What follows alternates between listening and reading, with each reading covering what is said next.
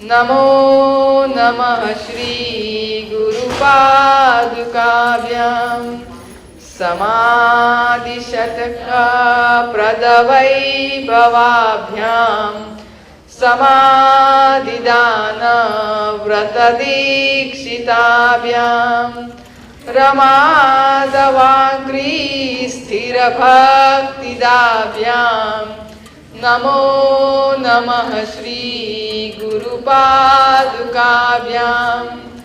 नमो नमः Shri गुरुपादुकाभ्यां स्वार्जापराणाम् अखिलेष्टदाभ्यां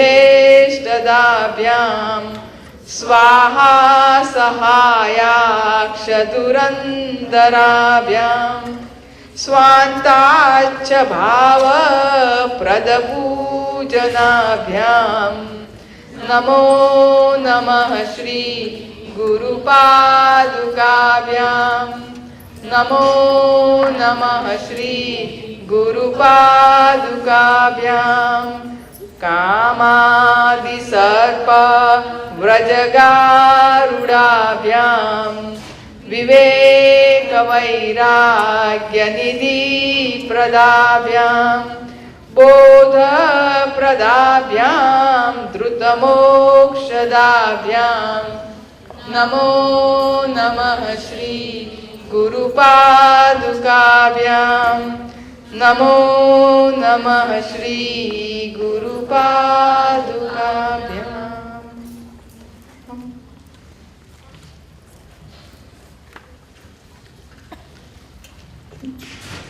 Now we're going to chant Lingastakam. It's a stotra for Lord Shiva. Brahmamurarisurachitalingam निर्मलभाषितशोभितलिङ्गं जन्मजदुःखविनाशनलिङ्गं तत्प्रणमामि सदा शिवलिङ्गं तत्प्रणमामि सदा शिवलिङ्गं देवमुनिप्रवरार्चितलिङ्गं कामदहं करुणाकरलिङ्गं रावणदर्पविनाशनलिङ्गं तत्प्रणमामि सदा शिवलिङ्गं तत्प्रणमामि सदा शिवलिङ्गं सर्वसुगन्धिसुलेपितलिङ्गं विवर्धनकारणलिङ्गं सिद्धसुरासुरवन्दितलिङ्गं तत्प्रणमामि सदा शिवलिङ्गं तत्प्रणमामि सदा शिवलिङ्गं कनकमहामणिभूषितलिङ्गं फणिपतिवेष्टितशोभितलिङ्गं दक्षसूयज्ञविनाशनलिङ्गं तत्प्रणमामि सदा शिवलिङ्गं तत्प्रणमामि सदा शिवलिङ्गं कुङ्कुमचन्दनलेपितलिङ्गं पङ्कजहारसुशोभितलिङ्गं चितपापविनाशनलिङ्गं तत्प्रणमामि सदा शिवलिङ्गं तत्प्रणमामि सदा चितलिङ्गं देवगणार्चितसेवितलिङ्गं भावे भक्तिभिरेव च लिङ्गं दिनकरकोटिप्रभाकरलिङ्गं तत्प्रणमामि सदा शिवलिङ्गं तत्प्रणमामि सदा शिवलिङ्गं अष्टदलोपरिवेष्टितलिङ्गं सर्वसमुद्भवकारणलिङ्गम् अष्टदरिद्रविनाशनलिङ्गम् तत्प्रणमामि सदा शिवलिङ्गम् तत्प्रणमामि सदा शिवलिङ्गम् सुरगुरुसुरवरपूजितलिङ्गम् सुरवनपुष्पसदार्चितलिङ्गम् परात्परं परमात्मकलिङ्गम् तत्प्रणमामि सदा शिवलिङ्गम् तत्प्रणमामि सदा शिवलिङ्गम् शिव शिव शिव शिव शिवाय नमो हर हर हर हर हराय नमो शिव शिव शिव शिव शिवाय नमो हर हर हर हर हराय नमो हर हर हर हराय नमो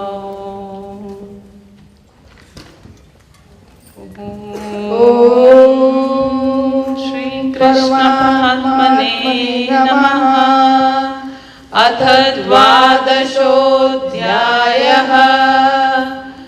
अर्जुन उवाच एवं सततयुक्ताये भक्तास्त्वां पर्युपासते ये चाप्यक्षरमव्यक्तम् तेषां के योगवित्तमाः।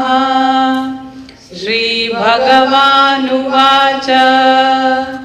मय्यावेश्य मनो ये मां नित्ययुक्ता उपासते श्रद्धया परयोपेताः ते मे युक्ततमा ये त्वक्षरमनिर्देशम् अव्यक्तं पर्युपासते सर्वत्र गमचिन्त्यं च कूटस्थमचलं ध्रुवम् सन्नियम्येन्द्रियग्रामम् सर्वत्र समबुद्धयः ते प्राप्नुवन्ति मामेव सर्वभूतहिते रताः क्लेशोऽधिकतरस्तेषाम् अव्यक्तासक्तचेतसाम् अव्यक्ता हि गतिर्दुःखम् देहवद्भिरवाप्यते ये तु सर्वाणि कर्माणि मयि सन्न्यस्य मत्पराः अनन्येनैव योगेन मां ध्यायन्त उपासते तेषामहं समुद्धर्ता मृत्युसंसारसागरात् भवामि न चिरात् पार्थ मय्यावेशितचेतसाम् मय्येव मन आधत्स्व मयि बुद्धिं निवेशय निवशिष्यसि मय्येव ऊर्ध्वं न संशयः अथ चित्तं समादातुं न शक्नोषि मयि स्थिरम् अभ्यासयोगेन ततः मामिच्छाप्तुं धनञ्जय अभ्यासेऽप्यसमर्थोऽसि मत्कर्म परमो भव मदर्थमपि कर्माणि कुर्वन् सिद्धिमवाप्स्यसि अथैतदप्यशक्तोऽसि कर्तुं मध्योगमाश्रितः सर्वकर्मफलत्यागं ततः कुरु यतात्मवान् श्रेयो हि ज्ञानमभ्यासात् ज्ञानं ध्यानं विशिष्यते ध्यानात् कर्मफलत्यागः त्यागात् शान्तिरनन्तरम् अद्वेष्टा सर्वभूतानां मैत्रः करुण एव च निर्ममो निरहङ्कारः समदुःखसुखक्षमी सन्तुष्टः सततं योगी यतात्मा दृढनिश्चयः मय्यर्पितमनो बुद्धिः यो मद्भक्तः स मे प्रियः यस्मान्नो द्विजते लोकः लोकान्नो द्विजते च यः हर्षामर्षभयोद्वेगैः मुक्तो यः स च मे प्रियः अनपेक्षः शुचिर्दक्षः उदासीनो गतव्यतः सर्वारम्भपरित्यागी यो मद्भक्तः स मे प्रियः यो न हृष्यति न द्वेष्टि न शोचति न काङ्क्षति शुभाशुभपरित्यागी भक्तिमान्यः स मे प्रियः समशत्रौ च मित्रे च तथा मानापमानयोः शीतोष्णसुखदुःखेषु समसङ्गविवर्जितः तुल्यनिन्दास्तुतिर्मौनी सन्तुष्टो येन केनचित् अनिकेतस्थिरमतिः भक्तिमान् मे प्रियो नरः ये तु धर्म्यामृतमिदं यथोक्तं पर्युपासते श्रद्धदानामत्परमाः भक्तास्तेतीव मे प्रियाः ॐ तत्सदिति श्रीमद्भगवद्गीतासु उपनिषत्सु ब्रह्मविद्यायां योगशास्त्रे श्रीकृष्णार्जुनसंवादे भक्तियोगो नाम 12ोऽध्यायः।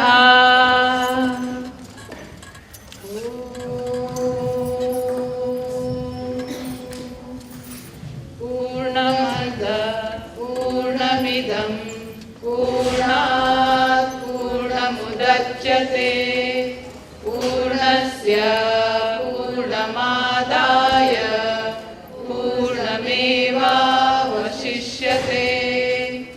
ॐ शान्ति शान्ति शान्तिः। हरिः ओम्। श्रीगुरुभ्यो नमः। हरिः ओम्।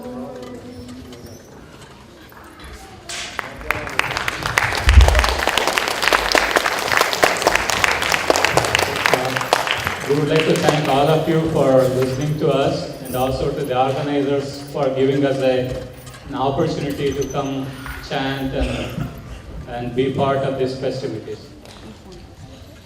Just a quick announcement, we have a big red bus outside. It's our part of Karma Yoga today, that's selfless service. So if you can please donate some blood outside, we would really appreciate it. We understand some of you might be going to India frequently and they might not accept you, but please at least make an effort. Next group we have is, the group's name is Bhakti Bhajan, and they perform bhajan in the Sai temple down south in the Disney area, and they are being taught by Kamakshi Srinivasan. I'm going to announce the name of the participants of the group, and then Kamakshi will give you a brief introduction of the group.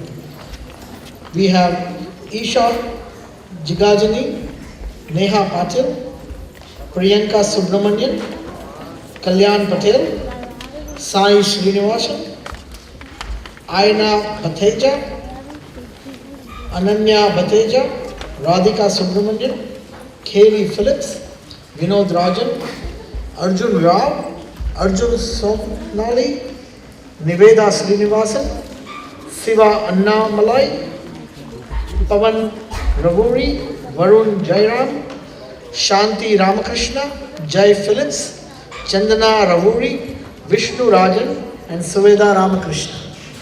Please welcome them with a big round of applause. These are our community kids performing bhajans, so please give them support.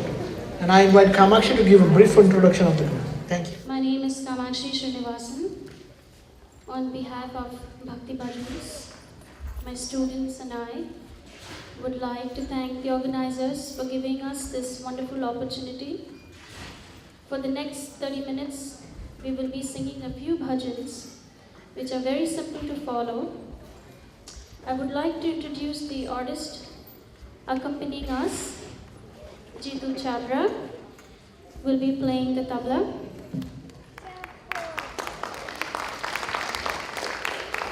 Without any further delay, let us all come together and express bhakti, which is love and gratitude to the divine. You're all welcome to join us. Namaste.